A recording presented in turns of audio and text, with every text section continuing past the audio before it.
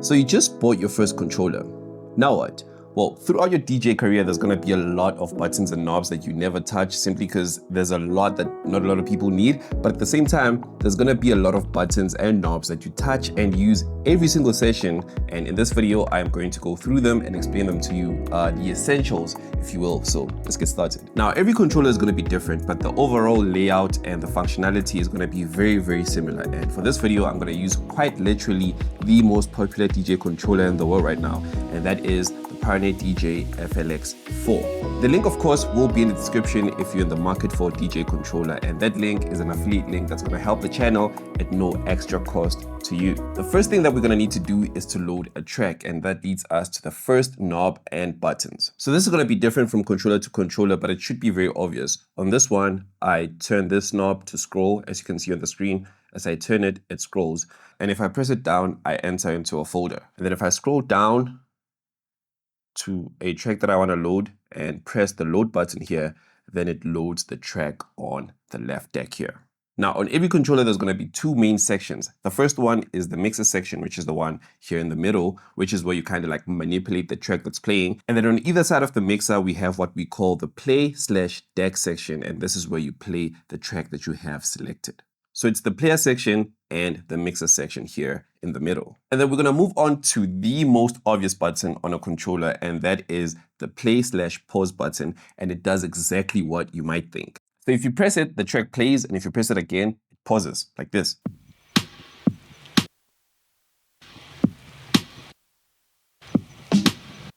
And then above the play pause button, we have what we call the cue button. And this is a very interesting button. So if you have the track playing, once you press the cue button, it stops and goes back to the cue point, which in most cases is the beginning of the track, like this. Press it, the track goes back to the beginning. Press it, and then the track goes back to the beginning. Now, if the track is not playing and you press the cue button, the track will play for as long as you hold the cue button down. And if you let it go, the track stops and goes back to the cue point, which again, in most cases, is the beginning of the track, like this. And then I let it go, it stops. This. Let it go, it stops. So. Now, if the track is not playing and you don't want it to stop once you let go of the cue button, you can press and hold down the cue button. And then while holding it down, you press the play button and the track will continue to play like this. Then if I press play, then the track continues to play. Then I press cue, then it goes back to the beginning. This is a very interesting button. And then to the right of the cue and play button, we have what we call the performance pads. Now, these go unused for a lot of reasons. Reason number one is that CDJs, the club standard equipment, doesn't have a lot of the functions here, but I'm going to cover a few that a lot of people use a lot. The first one is called hot cue. So press hot cue on your controller. It's probably going to have it, even if it's not the DDJ FLX 4. This is the most common one.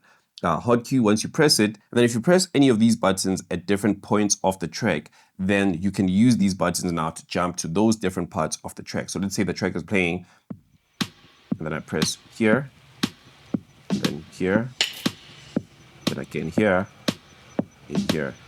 Now, if the track is playing and I press any of these buttons, it's going to jump to the point that I have selected here, like this.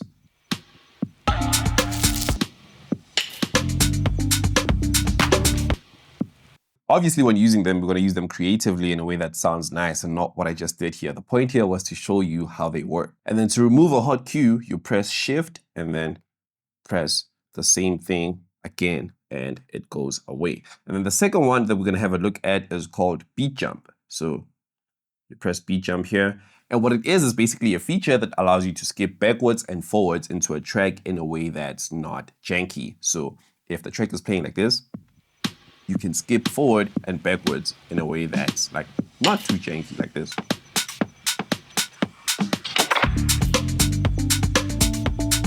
Or maybe skip backwards. Like that. And then here on top, we have the loop in and out buttons. And how they work is basically if the track is playing and you press in, and then once you press out, it loops that section of the track indefinitely unless you press this exit loop button. So this is how it works. In, out, Now it's gonna loop this section of the track indefinitely unless I stop it, like this. And then to the right of it, like I said, we have the loop exit button. And then to the right of that, we have the half and double loop button. So essentially you can double the loop or divide it by 2, like this. Half it again, maybe double it. And that's how it works. And then under all of these buttons, we have what we call the jog wheel. And this is a modern representation of a vinyl disc. In many ways, it behaves just like a vinyl disc. So if you turn it anti-clockwise, the track slows down momentarily. And then once you let go, it goes back to its original speed. And if you turn it clockwise, it speeds up. And then once you let go, it goes back to its original speed, like this. Slowing it down or speeding it up like that. Now, when using it, especially if you're using an entry-level controller, try not to touch the top of it because this is going to happen. Right? Try and touch the sides of it like this. Now, while this changes the speed of the track momentarily, this kind of changes it permanently unless you move it. So this is the tempo fader, and if the track is playing, or even if it stopped, it changes the speed of the track like this.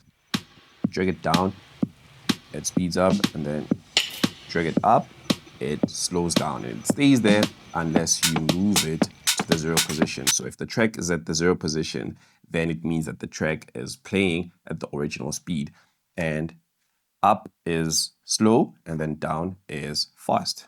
Just gonna drag it back to the 0 position. Most controllers will have kind of like a clicking mechanism when you reach 0. And a lot of the newer ones, especially the high-end ones, no longer have this. I don't understand why, but even if it doesn't have it, it should be easy to put it at the 0 position. Now that's all for the player section. Now we're gonna move on to the mixer section, which is the middle part here. But before we do, I just wanna make it clear that this is not a video teaching you how to DJ. If you want a video like that, I do have it, and you can find it here or in the description down below. And if you want a full comprehensive guide, you might want to check the Modern DJ Academy, which is where I host my DJing courses from beginner to advanced. You also get weekly Zoom calls with me where I answer any questions that you might have. And now we have a new course on social media, basically how DJs can leverage social media to grow and make a living. All of that and more. And if you need more information, just click the link in the description. Now back to the video. Now with the mixer, the first thing that we're going to have a look at is the 3-band EQ. These knobs here, these 3. The first one is the one at the bottom here, which controls the low frequencies, which is like the kick and bass. And then this one is for the mids, which is like the mid part of the track, like the mid frequencies. And this one is for the high frequencies, which is like the hi-hats and things of that nature. Now, this is how they work. If the track is playing like this, you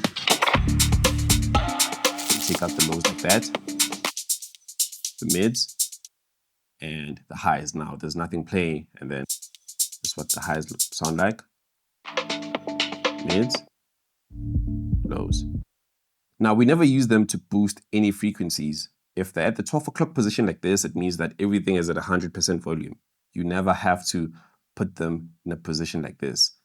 This is fine. We mostly use them to cut frequencies like this, and then you bring in the next track. 12 o'clock position is 100%. And then above the 3-band EQ, we have the gain knob. This is the volume. And again, you want to keep it at the 12 o'clock position. If you boost it like this, you're going to redline. Basically, redlining is when the volume is too high that the speakers start distorting, and you don't want that. So 12 o'clock position like this is perfect for the gain knob. And then below the 3-band EQ and the gain knob, we have what we call the filter. And this does different things depending on the controller that you have. In most controllers, however, it is the filter. So basically, it's like the 3-band EQ, but using just one knob. So essentially, if the track is playing like this,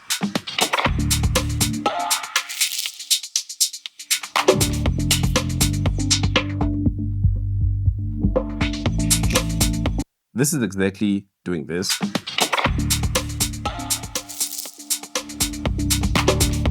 Or maybe this.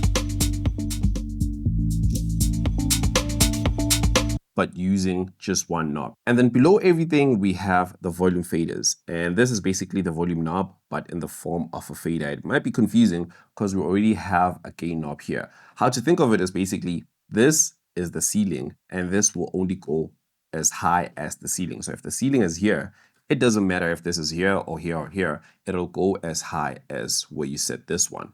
So if it's here, then it means that if you put it here, the track will be playing at the 100% position. But if it's here, let's say it's now 120, then this position will be 120. It's very confusing, but all you need to do is just put this at the 12 o'clock position, and this will only go up to here. So you don't need to worry about that.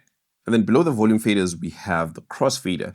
Now this is basically controlling what you can hear, either what's on the left or what's on the right, or both kind of. So if we have a track here on the right as well, if I place it here and I play both tracks, what you're hearing is the track on the left. And if I turn it to this side, then what you're listening to right now is the track on the right. And then if it's here, both tracks are playing. But that right there was a train wreck, and as a DJ, you never want to do that. If you want to figure out how to mix track properly, again, I do have a video that's going to be here or in the description. And then right above the volume faders, we have the headphone cue buttons.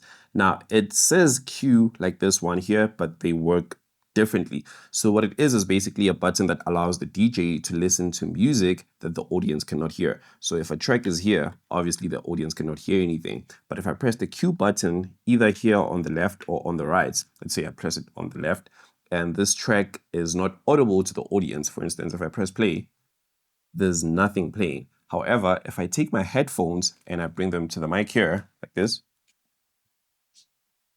let me just fast forward it.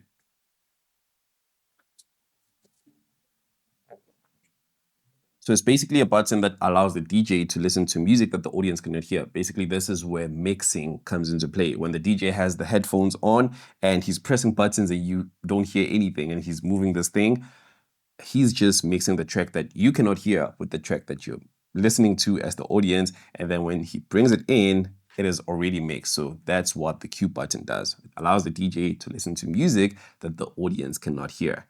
Sounds complicated, but it's really not. And again, if you want to figure out how exactly it works, check out the video that I linked below in the description.